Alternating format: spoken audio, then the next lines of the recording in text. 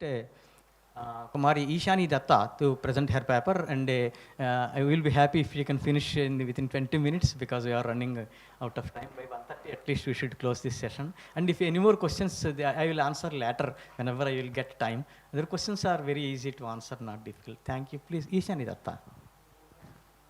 Firstly, I would like to thank Sudarshan sir because he has set the premise for my presentation. However, before beginning, I would like to mention that I have no formal training in Sanskrit and I have just begun learning the same.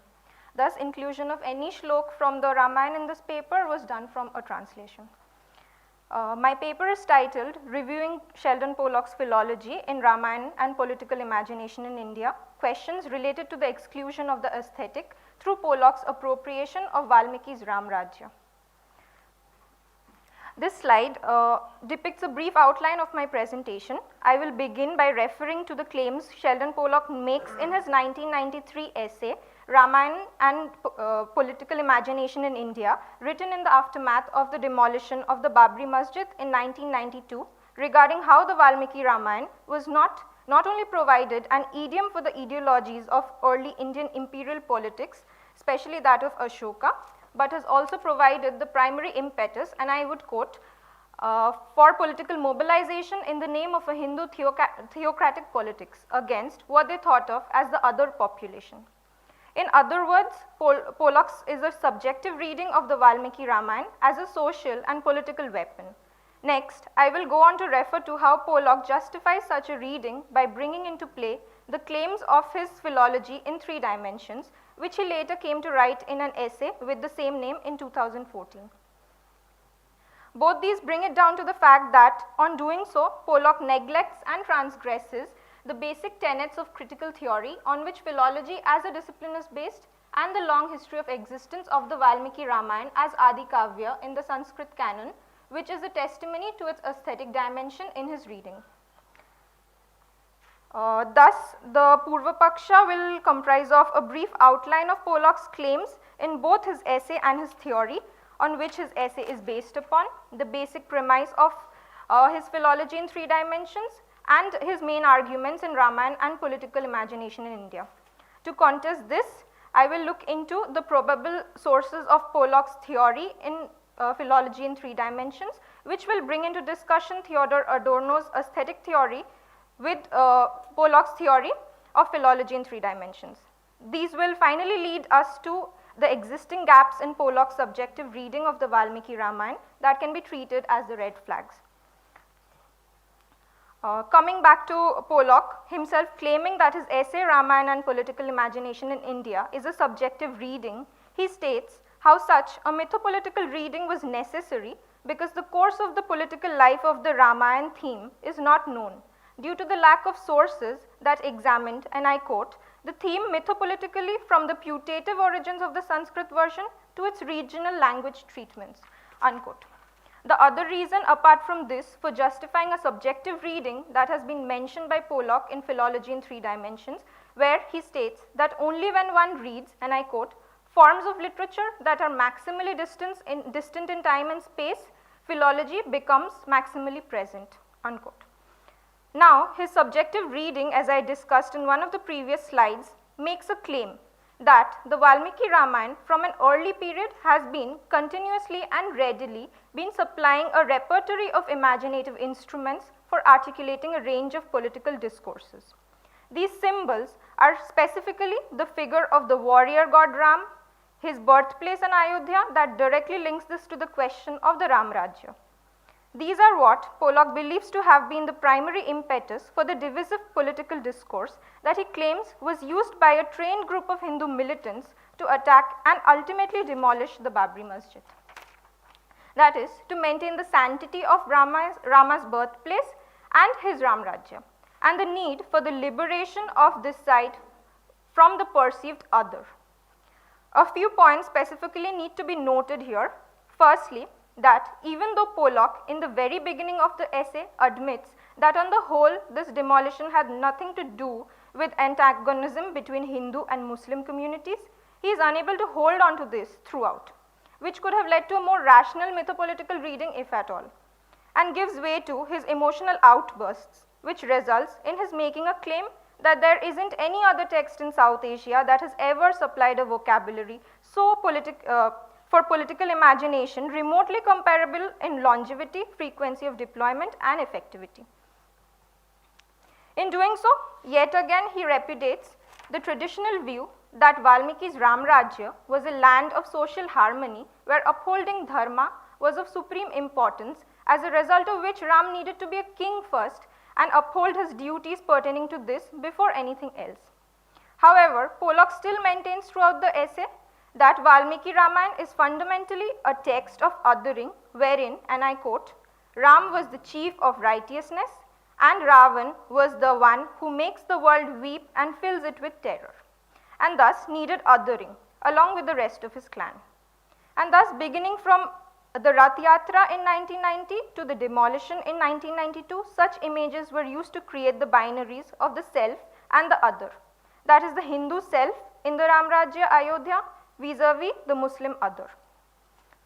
Before moving on to the gaps and the red flags, it is necessary to look into the basic premise of Pollock's claim that, as I stated before, is based on his framework of philology in 3 dimensions, in which he puts down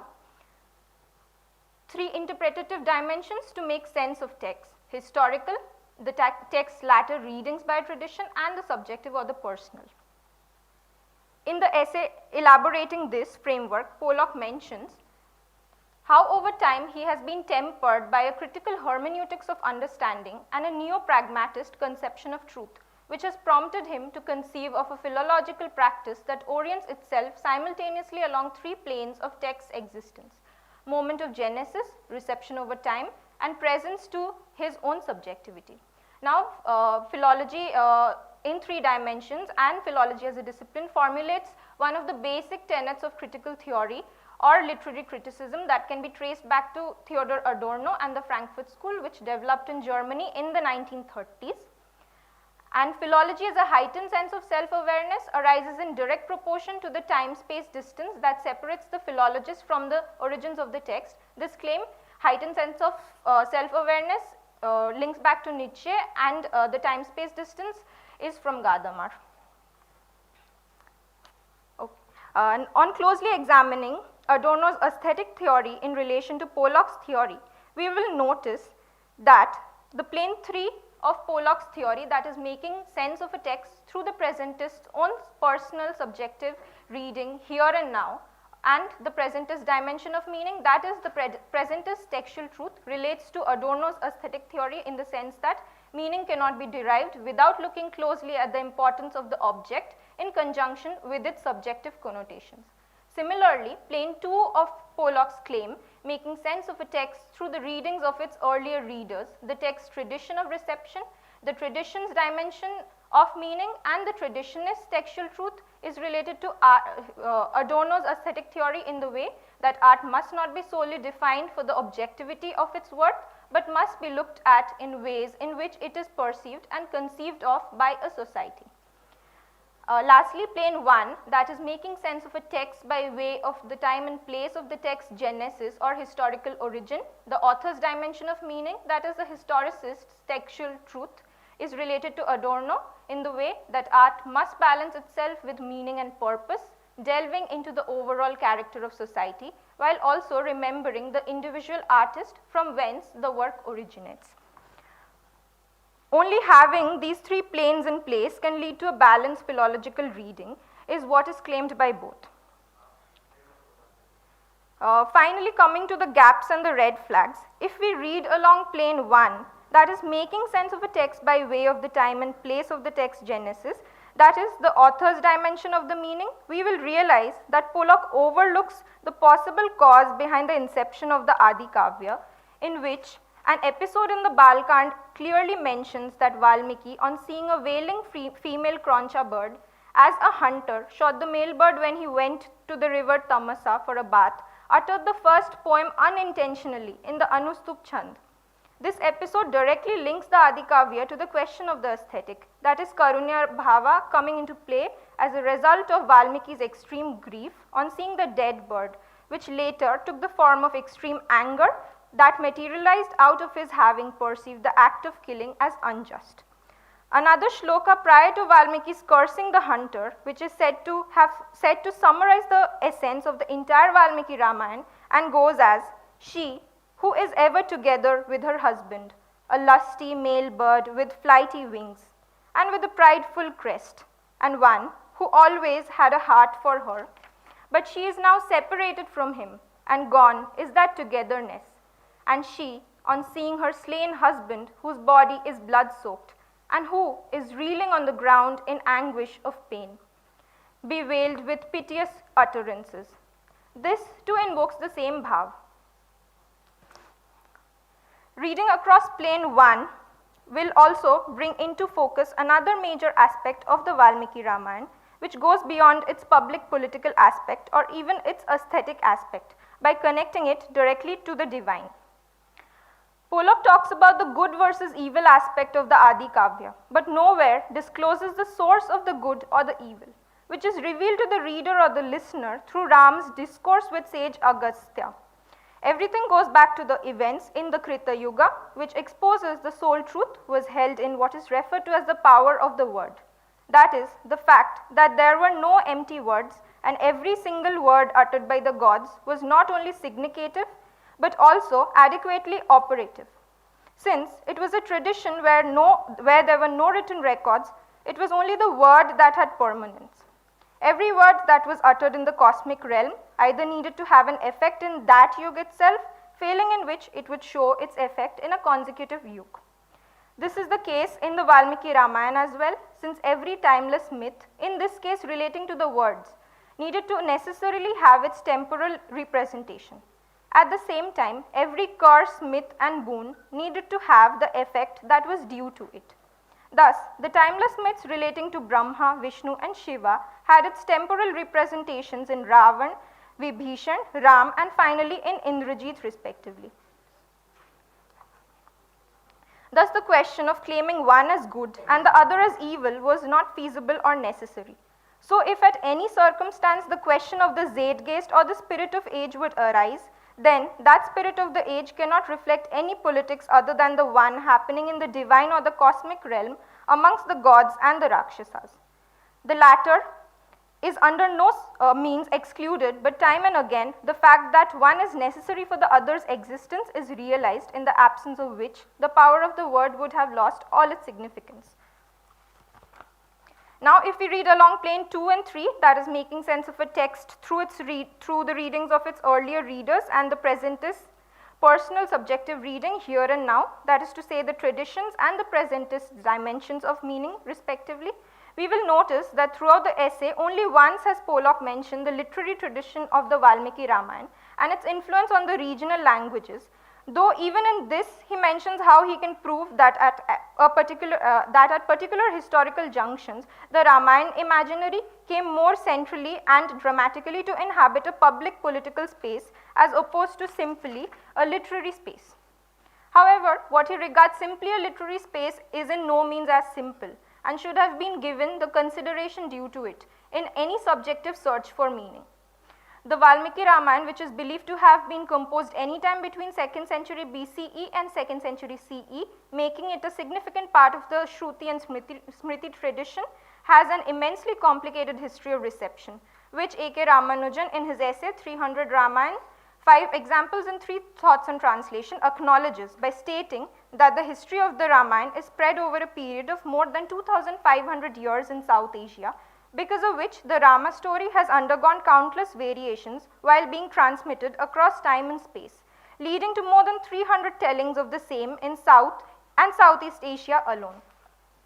This will bring us to the conclusion that Pollock seems to be selecting only those traditional voices that seem to fit his values while ignoring most others. He seems to be talking on behalf of whom he considers as the other or the excluded since Indian independence, as well as in the Treta Yuga. Even though the history of the Indian subcontinent will reveal how over time the Muslims were no longer the other, thus saffron politics can in no means be concurrent with the claims or the zeitgeist of the Valmiki Ramayana, where, as has been explained previously, there are no visible traits of othering. Thus, even though drawing a swift conclusion regarding Pollock's claims will be erroneous on our part, One cannot negate under any circumstance that through the means of his essay, he distorts the numerous traditional voices, extremely diverse in nature, to a great extent. Thus, not only is he not being authentic in the manner in which he talks on behalf of Valmiki, but his claims are also not accurate about reading of the latter traditions. In this relation, not only does Pollock contradict his own position in relation to his theory of philology in his essay by superimposing his own subjective voice on the Valmiki Ramayana, which seems to have risen out of immense anger pertaining to the contemporary situation, he excludes both the divine and the aesthetic aspect of the Adi Kavya by focusing only on its public political aspect. Finally, the assertions made throughout this paper can be rightfully summed up through Rajiv Malhotra's claims in The Battle for Sanskrit, wherein he says how the philological theories developed by the Neo-Orientalist school of thought, which try to empower social groups considered as the other by the Neo-Orientalists themselves, such as the Muslims, the Dalits, and even women, are merely a guise. And what these theories do in reality is to pit these very social groups not only against Hinduism, but also against each other. Rajiv Malhotra also claims that this becomes extremely evident in the works of Sheldon Pollock as he tries to purge the ancient Indian literary tradition, that is the Sanskrit tradition, of its sacred dimension, thus not only refuting entire traditions, but also rejecting an entire history by trying to frame the Valmiki Ramayana as socially irresponsible and as a project that propagates nothing but Vedic social oppression. To help me, you can do two things. You can go to the subscribe button on my YouTube and subscribe. We need more subscribers there. Secondly, I get lots of emails on people saying, how do we donate? How can we help you? You go to rajivmalhotra.com or you go to infinityfoundation.com and you can hit the donate button. You can donate in dollars. There are different ways mentioned. If you want to donate in rupees, there is a column called Infinity Foundation India, and you click that and there are instructions on how you can donate in India.